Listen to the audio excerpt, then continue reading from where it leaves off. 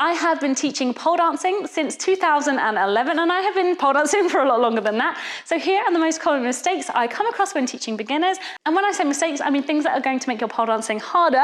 And don't worry, I'm going to tell you how to fix them so we can make everything much easier and much stronger. So let's get to it. Let's start with walking around the pole.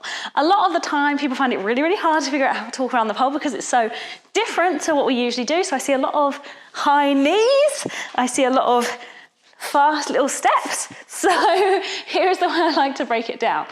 First of all, start walking. Don't even hold the pole. Just start walking like you would normally walk, but around the pole, which isn't very normal. So this is how I would normally walk in many, many circles. Don't do this for too long because you will get dizzy. Then come up onto your tiptoes and you can just hold the pole for balance at this point. Then you're going to take your inside hand up nice and high and you're going to start to pull. So make sure this hand isn't so high that you're floating off of your tiptoes. Keep it nice and high. Then you're going to take your feet a little bit closer into the base of the pole and you're going to lean your torso away from the pole. That should happen naturally as your feet start to come in. Now my top hand will naturally slide down the pole as I walk. So every maybe 3 or 4 steps, you should feel like you have to just re-grip that top hand so it comes off a little bit higher, thumb up and pulling. So you don't want to eternally wrap your top hand around the pole. From there, you can spice it up however you want to. You can push your hips out more. You can have this hand on your body. You can have this hand through your hair. You can have this hand doing anything that you want to. And then of course, remember, we want to change and do the other side again. This one's going to sound really silly, but I want you to actually make sure you're using your arms. Think of a forwards facing spin, for example, a chair spin. I can be holding on, ready to go into my chair spin. I'm pulling with my top arm and I'm pushing with my bottom arm. However, this top arm is pulling in the wrong way. The pull that I have here is like I was trying to do a pull-up, coming up this direction, and that's actually not going to help me at all in my chair spin. And I can show you, but it's going to be ropey. So this would be my version of a chair spin with that arm not doing what I want it to do. So instead, with this spin, I want to make sure my top arm is nice and high, it's straight, and I'm going to pull. We want to use the bigger muscles to pull as much as we can. So I'm using my lats, I'm going to be pulling through my back, rather than pulling through your biceps like a pull-up. Many different muscles are going to be working, of course, but don't think of it like a pull-up. So as I pull here, there's many different cues that you can use and you just want to think about the one that actually works for you. So you can think about rolling your shoulder blades back and down, keeping your shoulders away from your ears. Think about squeezing your shoulder blades together. Whatever helps you use more of your back muscles than your biceps to pull. And then with my push, I can either push like this, like I'm not going to fall into the pole, or I can push like this, like I'm pushing myself away from the pole. Do the second one. The second push, that's the push that we want. We really want to get our body away from the pole. So again, in these forward facing spins, we're pulling with the top arm, pushing with the bottom arm. For most of the spins, obviously some are different. And just think every spin that you do, are you actually using your arm? I'm here, I'm pulling like this, but I'm also pulling like this. They're both very different pulls. So as long as we are using the arms in the correct way, it suddenly makes everything much, much easier. And that brings me nicely onto holding on too tight. This is going to be an awful spin because holding on too tight never feels nice, so don't do this at home. Now it's very easy to figure out if you're holding on too tight. Firstly, you don't really go anywhere in your spin, and secondly, you're probably going to start to get a nice bright red wrist down here.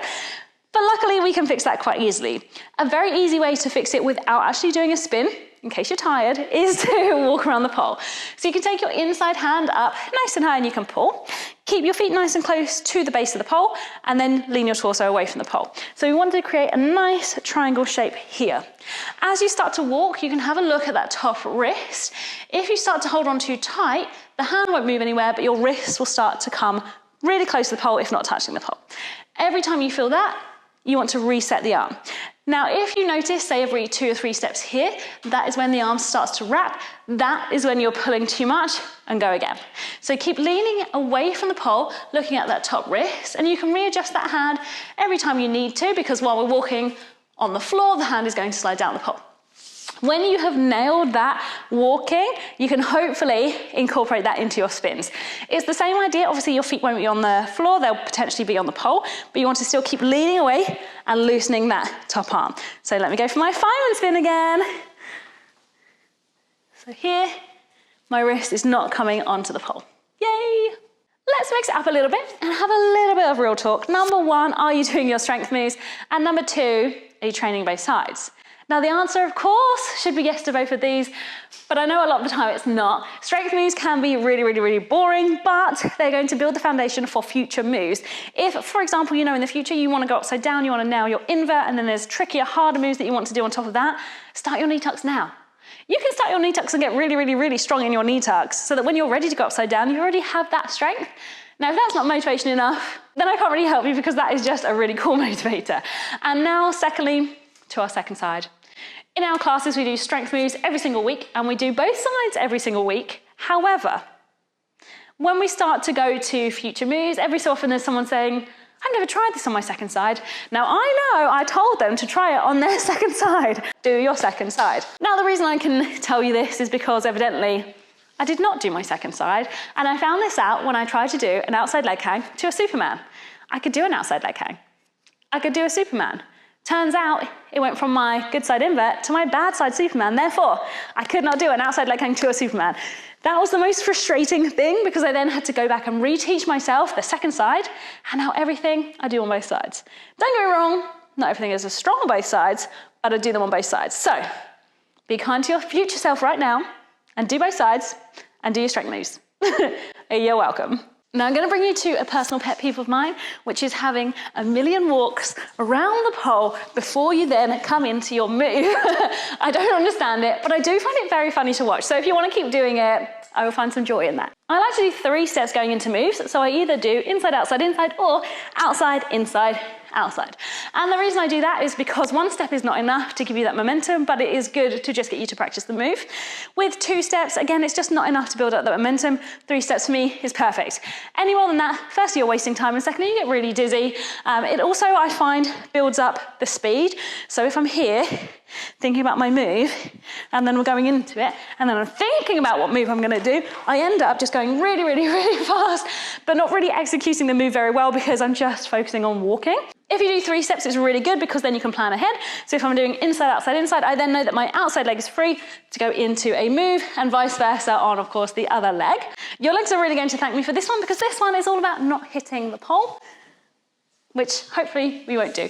Don't get me wrong, we get bruises. Bruises will definitely happen, but we can control a lot of what our legs do, make us stronger and also not hit bone to pole, which is never a fun thing to do. With a lot of our beginner spins, we can get our leg on the pole while the other leg is still down on the floor. For example, in a fireman spin, I can get my outside leg on the pole while my inside leg is still down on the floor. When you've nailed it, you can obviously change that and lift both legs off of the floor at the same time. But if you move your outside leg into the pole while your inside leg is coming off of the floor here, then there's less chance that I'm going to be able to get the pole in the right place on my leg. Instead, you're probably going to do this and bounce from right leg to left leg. I'll see if I can do it. So if I'm here like that, and it will just hit into the pole, which is not what we want. So we want to get our leg in the right position before we then carry on into the spin. So if I'm stepping on my inside, my outside leg can come onto the pole while my inside's still on the ground. Then I can lift up here. I know my legs are in a good position. I've gone nice and gently into my spin and I'm not going to hit my legs. Now, because I'm going gently, it doesn't have to mean slow. It doesn't have to mean boring. I can still walk nicely into my spin. I can still have loads of momentum, but I'm not hitting my leg in the process. Sliding around the pole is pretty rubbish, but luckily there are a few things we can do immediately to make sure that we slide less and less and less, and then hopefully just grip onto the pole. The first is to clean your pole. I like to use a microfiber cloth. This one is a window cleaning cloth, which is my favorite cloth. I have many of these specific green cloths.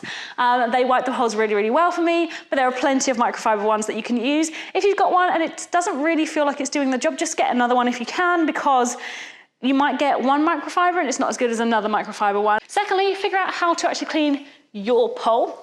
Sometimes if your pole is new and it's just come out of the box, it can be a little bit more, I'm gonna say grimy and slimy. Some of my ones have come kind of covered in sticky bits. So we clean it thoroughly. Over time, it will get grippier and grippier and grippier as long as you look after your pole.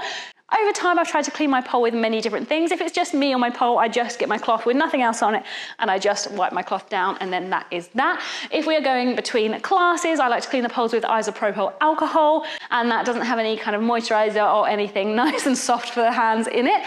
So that will clean our poles very nicely. Just be careful of what you put on the pole. Firstly, you want to make sure you are cleaning your pole with something that you're allowed to clean your pole with, so check with the manufacturer of your pole that what you're cleaning it with is okay. And then secondly, you don't want to clean it with anything that you wouldn't want to put on your body. And let's face it, we're going to be koalaing this thing for a while, so let's be nice to our bodies. Now, speaking of koalaing, there can definitely be too much koalaing. We need to get our bodies away from the pole. When you first start pole, the thing you want to do is be close to the pole. It feels a lot safer, it feels easier, but actually, for your spins, most of the time that's going to make your spins a lot harder. If I'm trying to do, say, a fireman spin here, my arm is already wrapping, my speed has just gone, I'm already on the floor. But if I'm leaning away from the pole, it's much, much easier. So the moves will of course change how you place your body, but with a lot of our moves, we want to be leaning the torso away. Even if I'm in a front hook, a lot of the time with a front hook, you're going to want to pull your body in here, but that automatically pushes my hips backwards and wraps my top arm, which means I'm not in a front hook anymore. So I think about leaning my torso away from the pole as much as I can. And the same with our backward spins like a back hook. I really lean my hips away from the pole to start with. So as much as my head is close to the pole, my body is still leaning out to the side as much as I can. The more you lean your hips in particular away from the pole, the easier your spins are going to be, the more momentum you have. If I start here with my hips away and my outside leg out, I can fall into my spins really, really nicely, and I can give myself loads of momentum. It might make it feel scarier, but it will make it easier, I promise. So get your hips away from the pole.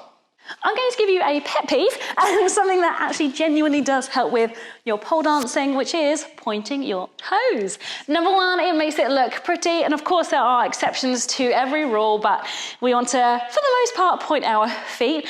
In a lot of spins, it actually helps you as well as making it look pretty. For example, if I'm in this little spin here and I'm flexing my top foot, or my outside foot, this flex is actually going to force my foot off of the pole. If I point, it's more likely to help me hug the pole. It's very hard to flex and stay on the pole there, and it just looks rubbish. So we want to make sure we point. When we are using the back foot in this particular spin, if I flex my foot, I'm going to get unnecessary grip on the front of my foot here. It's going to burn your foot, and you don't need that there. So we want to point to make it look nicer. It's definitely going to help if you can get into that rhythm now of pointing your foot, especially when you start to do upside down moves. Pointing will really lock you in for a lot of moves.